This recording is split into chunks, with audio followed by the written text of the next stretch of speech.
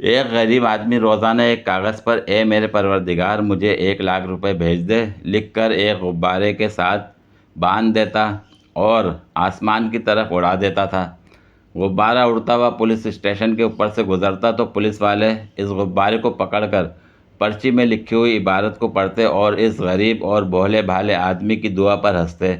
एक रोज़ पुलिस वालों ने गुब्बारे में रखी पर्ची में लिखी दुआ पढ़कर सोचा कि क्यों ना इस गरीब आदमी की मदद की जाए। सब पुलिस वालों ने मिलकर चंदा किया तो बमुश्किल 50,000 रुपये जमा किए और इस गरीब आदमी के घर जाकर रकम दे आए।